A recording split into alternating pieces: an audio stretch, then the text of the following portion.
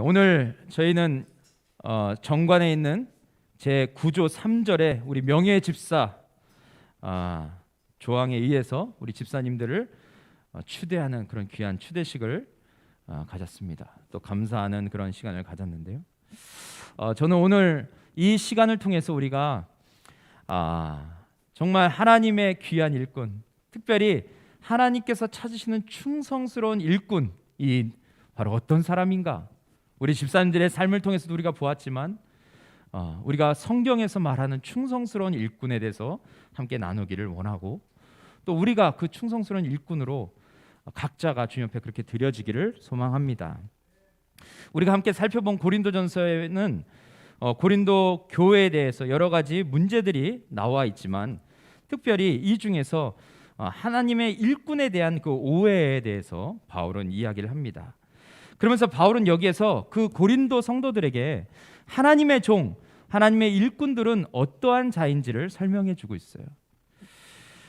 저는 오늘 이 말씀이 한평생 안수 집사로 살아오신 우리 집사님들, 또 남은 여생을 또 명예 집사로 살아가실 우리 집사님들에게 큰 은혜와 또 도전이 되는 말씀이 되기를 원합니다. 또한 앞으로 우리 사랑하는 집사님들처럼 주의 신실한 일꾼으로 살아갈 우리 다음 우리 집사님들과 우리 성도님들에게 오늘 이 말씀이 우리 삶의 영양분과 같은 말씀이 되기를 간절히 원합니다. 바울은 오늘 본문 1절 보시면 자신을 누구라고 말합니까? 자신을 그리스도의 일꾼이라고 표현하고 있습니다. 여기서 그리스도의 일꾼이라는 것은 좀 더 정확하게 번역하면 그리스도께 속한 일꾼이라는 의미로 해석할 수 있습니다. 이것은 우리의 정체성을 분명히 해주는 것이죠. 우리가 그리스도 안에서 그분을 위해서 일하는 자임을 말하고 있습니다. 그분이 우리를 부르시고 그분이 우리를 택하셔서 그분 안에서 그분이 원하시고 그분이 바라시고 그분이 우리에게 주신 비전을 향해서 살아가는 자로 우리를 이끄셨음을 말하는 것이죠. 또한 여기서 말하는 일꾼이라는 단어는 노를 젓는 사람이라는 의미를 갖고 있습니다. 예전에 노를 젓는 사람은 어떤 사람이었습니까? 노예들이 주로 노를 저었어요. 우리가 배너라는 영화를 볼 때 거기에 많은 노예들이 그 밑에서 노를 젓지 않습니까? 그래서 전쟁이 일어나서 배가 가라앉을 때 그 안에 있던 노예들은 다 죽게 되고, 그런 것을 영화를 통해서 우리는 보았습니다. 그런데 여기서 일꾼이라는 이 단어는 이 노예라는 의미로 사용된 것이 아니고 집을 돌보는 청지기의 의미로 사용되고 있어요. 다시 말해서 주인이 맡긴 일을 신실하게 감당해야 하는 그런 종의 의미를 갖고 있다는 것입니다. 그렇게 바울과 지금 여기 나오는 아볼로는 예수 그리스도를 위하여 택함을 받은 우리는 청지기다, 주인 대신에 일을 감당해야 할 그런 청지기다라고 소개를 하고 있습니다. 그러면서 일꾼이 해야 될 일을 이야기를 하는데 1절 하반절 보시면 뭐라고 말하고 있습니까? 하나님의 비밀을 맡은 자로서 여길지어다 라고 말하고 있습니다. 여기서 그럼 비밀은 무엇을 말할까요? 우리가 짐작하듯이 하나님께서 예수 그리스도를 통해서 우리에게 주신 그 구원의 신비, 그것을 비밀이라고 말하고 있습니다. 인간의 지혜로는 도무지 깨달을 수 없는, 인간의 어떠한 노력으로는 도저히 도달할 수 없는 그 구원의 진리를 전하는 자로 우리를 일꾼으로 세우셨다라고 말하는 것이죠. 그러니까 여러분, 복음을 전하는 종의 역할은 무엇입니까?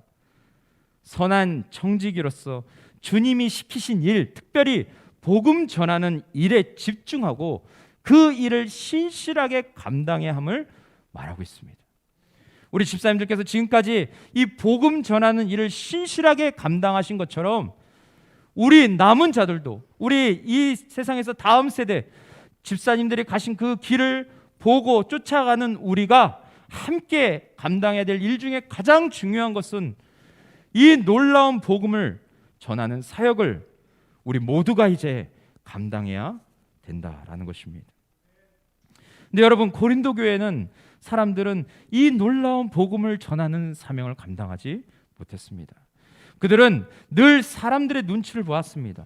그들은 늘 사람들이 좋아하는 말을 했습니다.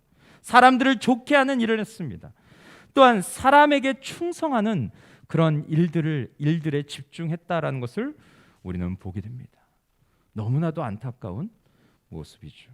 그런데 바울은 이러한 삶을 살고 있는 고린도 성도들에게 지금 무엇을 말하고 있냐면, 일꾼은 그런 사람들이 아니다. 일꾼은 권위를 내세우지 않고, 일꾼은 사람들에게 인정받으려 하지 않고, 일꾼은 맡겨진 일에 충실히 그것을 감당하는 자임을 밝히고 있습니다.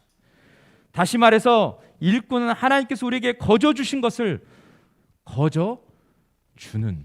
거저받은 것을 거저주는 그 통로로 쓰임받는 자들이 하나님께서 부르신 일꾼이라고 말을 하고 있습니다.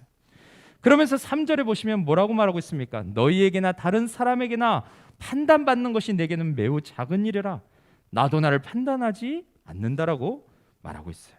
바울은 고린도인들에게 판단하는 태도에 빠지지 말라고 권면하고 있습니다. 우리를 정죄하지도 말고, 일꾼들을 정죄하지도 말고, 우리를 칭찬하지도 말라. 그 일을 주께 맡기고 주님께서 판단하시도록 내어드리는 것이 우리의 마땅한 바라고 그렇게 말하고 있어요. 이번 비긴 어게인 집회를 통해서 저는 들었던 말씀 중에 기억에 남고 제 마음에 새긴 말씀이 여러 가지가 있지만, 그 중에 억울한 일을 당할 때 누구를 생각하라고 말씀하셨습니까? 하나님을 생각하라고 말씀하셨어요. 그러면서 이렇게 얘기하셨어요. 신앙생활은 어떤 것이냐? 나와 상대방 사이에 하나님을 개입시키는 것이다 라고 말했습니다. 만약 우리가 이런 관점을 회복한다면 우리의 모든 상황 속에서, 모든 환경 속에서 우리가 그것을 해석하는 것이 완전 달라질 거라고 저는 생각했어요.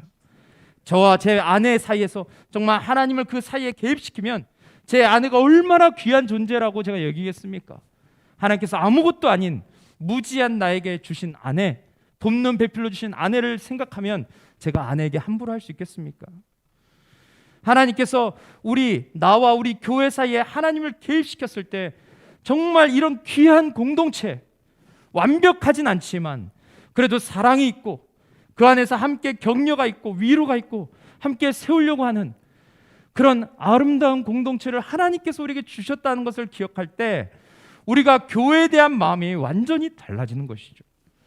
또한 우리가 광야의 길을 걸을 때 그 광야의 길을 걷는 것이 너무나도 힘들었지만, 많은 사람들은 우리를 안타깝게 봤지만, 우리는 그 가운데서 하나님을 개입했을 때 우리에게 날마다 필요한 것을 채워주시고 날마다 필요한 말씀으로 우리를 격려하시고, 그 가운데서도 오로지 위기와 어려움 속에서 하나님을 찾고 기도하는 것이 복이라는 것을 깨닫게 해주신 것, 이것이 얼마나 큰 은혜입니까? 저는 이 하나님을 개입시키는 것이 너무나도 놀랍다라는 것을 생각하게 되었어요. 그리고 또 한 가지는 우리가 억울할 때 하나님의 공의를 생각하라고 했습니다. 하나님의 공의가 무엇이냐면 하나님께서 갚아주시겠다라는 것이죠. 그것을 믿으라는 것입니다. 이처럼 우리가 충성스러운 일꾼으로 서기 위해서면 하나님께서 우리가 행한 대로 갚아주신다는 것을 믿을 때 우리는 충성된 일꾼으로 살아갈 수 있는 것이죠. 저는 우리 집사님들을 뵈면 가서 교제하고 하다 보면 집사님들이 늘 그 하나님께서 하신 일들, 하나님께서 내가 하나님 앞에 헌신한 것보다 더 많은 것을 베풀어 주셨고 지금까지 내 삶을 인도하셨고 나의 생명을 인도하셨고, 그런 놀라운 하나님의 은혜를 고백하실 때마다 제가 얼마나 큰 감동을 받는지 모릅니다. 근데 하나님은 그런 분이십니다. 선한 분이세요. 우리가 한 것 이상으로, 우리가 하나님 앞에 헌신한 것 이상으로 하나님은 우리에게 더 큰 것을 베풀어 주시는 그런 하나님이심을 믿어야 한다라는 것입니다. 그런데 오늘 바울은 오늘 여기에서도 이 부분을 언급하고 있습니다. 그러면서 5절에 무엇을 말하고 있습니까? 우리 같이 한번 읽겠습니다. 시작. 그러므로 때가 이르기 전 곧 주께서 오시기까지 아무것도 판단하지 말라. 그가 어둠에 감추인 것들을 드러내고 마음의 뜻을 나타내시니 그때 각 사람에게 하나님으로부터 칭찬이 있으리라. 아멘. 그렇습니다.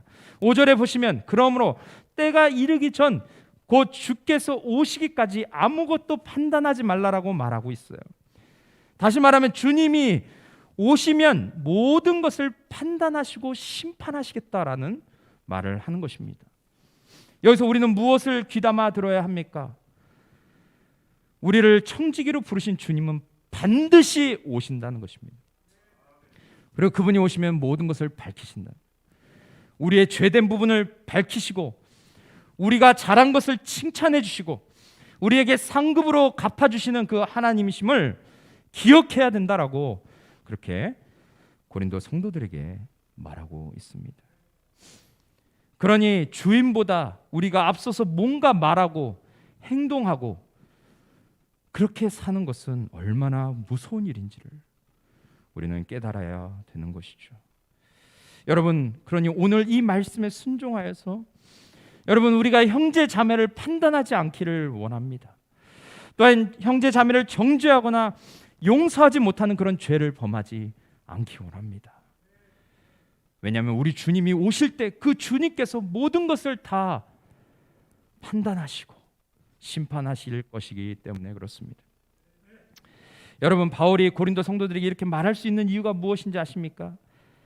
그것은 바울을 움직이는 최고의 동기가 언젠가 나는 하나님께 결산 보고를 해야 한다라는 것을 그는 알고 있었기 때문에 그렇습니다. 5절에도 밑에 그때에 라고 되어 있지 않습니까? 그때에 각 사람에게 하나님으로부터 칭찬이 있으리라. 그때에 우리가 한 행위에 대해서 결산 보고를 할 때가 있다라는 것입니다. 바울은 이 사실을 알았기 때문에 그는 날마다 누가 보든 보지 않든 그는 골방에 있든 세상 사람들이 있는 그 현장에 있든 날마다 충성스러운 일꾼으로 살아갈 수 있었습니다. 또한 바울은 4절에서 자신이 왜 이러한 일꾼으로 살게 되었는지를 말합니다. 그래서 어찌 보면 이 부분이 바울이 오늘 말하려고 하는 핵심이 아닐까라는 그런 생각이 듭니다. 우리 4절을 보시면 이렇게 되어 있습니다. 내가 자책할 아무것도 깨닫지 못하나 이로 말미암아 의롭다함을 얻지 못하노라. 다만 나를 심판하실 이는 주시니라. 여기 4절은 굉장히 흥미로운 부분인데 여러분, 헬라와 로마의 철학자들은 그들의 삶에 있어서 항상 중요하게 여겼던 것이 무엇이냐면 양심입니다. 사람의 양심이었어요. 그 양심이 사람에게 최종 판결을 내린다라고 그렇게 생각을 했습니다. 하지만 바울이 여기서 지금 무엇을 말하고 있습니까? 내가 자책할 아무것도 깨닫지 못한다. 내가 내 스스로 양심에 거리끼는 행동을 한 적이 없다라고 말합니다. 그가 정말 훌륭한 지식을 배울 때에도 그는 양심에 거리낌이 없었고 그는 예수 믿는 자들을 핍박할 때도 그는 양심에 거리낌이 없었습니다. 그래서 그들을 감옥에 가두고 죽이고 돌로 쳤던 그 삶을 그는 너무나도 잘 알고 있었어요. 그때도 그는 양심에 거리낌이 없었어요. 그런데 바울이 깨달은 것이 무엇입니까? 양심에 거리낌이 없다고 해서 의롭게 되는 것은 아니다라는 것을 깨닫게 된 거죠. 오직 우리가 의롭게 되는 것은 예수 그리스도와 십자가의 능력으로만 가능한 것임을 지금 여기서 분명하게 선포하고 있습니다. 이것이 우리가 잘 아는 칭이 의롭다 칭하는 유일한 근거가 된다라는 것입니다. 로마서 4장 5절 우리 같이 한번 읽겠습니다. 시작. 이를 아니할지라도 경건하지 아니한 자를 의롭다 하시는 이를 믿는 자에게는 그의 믿음으로 의로 여기시나니. 아멘. 그렇습니다. 이를 아니할지라도 경건하지 아니한 우리를 의롭다 하신 이를 믿는 자에게 그 믿음을 통해서 우리를 의로운 자라 여기신다라는 것입니다. 바울이 정확하게 알았던 것은 예수 그리스도 십자가의 진리만 우리를 의롭게 할 수 있음을 그는 유일하게 믿었던 사람입니다. 그래서 그는 고린도전서에서 이렇게 얘기하죠. 1장 18절에 십자가의 도가 멸망하는 자들에게는 미련한 것이요 구원을 받는 우리에게는 하나님의 능력이라.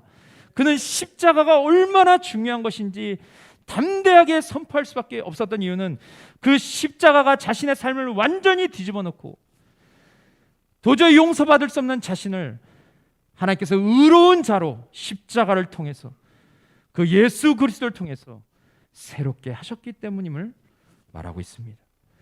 또한 고린도서 2장 1절과 2절 보시면 뭐라고 얘기하고 있습니까?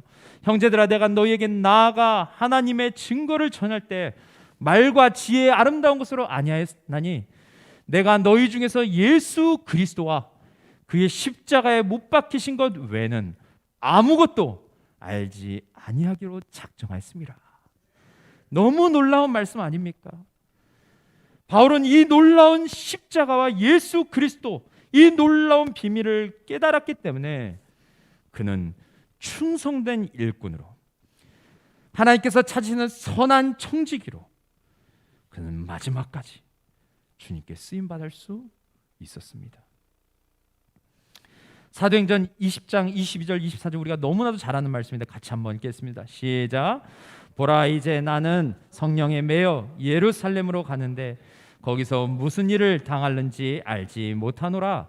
오직 성령이 각 성에서 내게 증언하여 결박과 환난이 나를 기다린다 하시니 내가 달려갈 길과 주 예수께 받은 사명 곧 하나님의 은혜의 복음을 증언하는 일을 마치려 하면은 나의 생명조차 조금도 귀한 것으로 여기지 아니하노라. 아멘. 그렇습니다.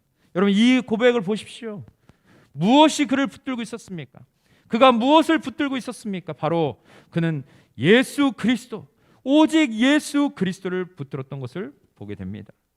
주님께 받은 사명, 이 하나님의 은혜의 복음, 다시 말해서 십자가와 그 부활의 복음을 전하는 것에 의하면 나의 생명조차 조금도 귀한 것으로 여기지 않는다.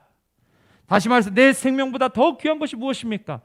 그것은 복음, 하나님이 내게 주신 은혜의 복음이라고 그는 분명하게 선포하고 있습니다. 내 생명보다 값지고 내 생명보다 귀하고 내 생명보다 더 보물이고 그 어떤 것과도 바꿀 수 없는 것이 내게 허락하신 이 복음이라고 그는 담대하게 선포하고 있습니다. 바울이 그 주님의 우리에게 주신 그 사명과 그 복음을 분명히 깨달았을 때 그는 마지막까지 하나님의 일꾼으로 설 수 있었음을 우리는 보게 됩니다. 여러분, 우리가 지금까지 바울이 말한 부분을 잘 이해했다면 이제 이 말을 이해할 수 있는 것입니다. 오늘 2절에 보면 그리고 맡은 자들에게 구할 것은 충성이니라. 우리는 언제 충성을 다하는 삶을 살게 됩니까? 하나님 앞에서 우리의 모든 삶을 결산해야 된다는 것을 아는 사람들은 하나님 앞에 충성을 다하게 됩니다. 공의의 하나님께서 우리가 한 그 모든 일을 갚아주신다는 것을 신뢰할 때 우리는 끝까지 이 경주를 완주할 수 있게 될 것입니다. 또한 내게 생명을 주시고 청지기로 부르신 주님, 또 나를 깨끗한 존재로 의롭다 하신 그 주님을, 그 십자가를 기억할 때 우리는 교만하지 않고 겸손하게 청지기로 쓰임받을 수 있게 될 것입니다. 저는 우리 모두에게 이 두 가지 진리가 정말 가슴에 새겨져서 우리 사랑하는 집사님들이 지금까지 주님을 신뢰하며 의지하며 그 십자가의 복음을 사수하며 여기까지 달려오신 것처럼 우리도 그러한 삶을 살 수 있기를 축복합니다. 청년아 울더라도 뿌려야 한다라는 이재철 목사님이 쓰신 책에 보면 이런 이야기가 있습니다. 바닷물 속에 포함되어 있는 불과 2.8%의 소금이 바닷물을 썩지 않게 한다. 다른 사람을 향해서 네가 2.8%가 되라고 이야기하지 말자. 바로 나 자신이 먼저 2.8% 안에 들어가야 한다. 고통스러울지라도 눈물을 흘릴지라도 지금부터 크리스천답게 뿌려야 할 씨앗들을 뿌리자. 반드시 기쁨으로 단을 거두게 될 것이다. 저는 우리 모두가 하나님 앞에서 충성스러운 일꾼으로 쓰임 받기를 원합니다. 바닷물에 그 2.8%밖에 되지 않는 그 소금이 그 광활한 바닷물에 짠맛을 내듯이 우리 한 사람이 청지기로 신실한 일꾼으로 우리 자신을 주님께 드리게 될 때 주님은 우리를 통해서 위대한 하나님의 일들을 이루실 것입니다. 저는 우리 사랑하는 집사님들을 통해서 제가 어렸을 때부터 우리 집사님들을 배웠지만 우리 집사님을 통해서 정말 교회가 어떻게 세워지고 교회가 어떻게 튼튼해지고 교회가 어떻게 하나님이 원하시는 그 아름다운 모습으로 변화되어 가는지를 저는 볼 수 있었습니다. 그것처럼 저는 정말 우리 모두에게 그러한 동일한 은혜가 있기를 원합니다. 우리 모두가 정말 하나님께서 우리를 부르신 그 삶의 자리에서 우리가 함께 나눈 것처럼 하나님을 기억하고 또 예수 그리스도의 그 십자가의 은혜를 기억해서 마지막까지 우리가 오늘 추대식을 했지만 이것이 끝이 아니라 주님 앞에 설 그날까지 우리가 이 믿음의 경주를 잘 감당하는 여러분과 제가 되기를 소망합니다. 감사합니다.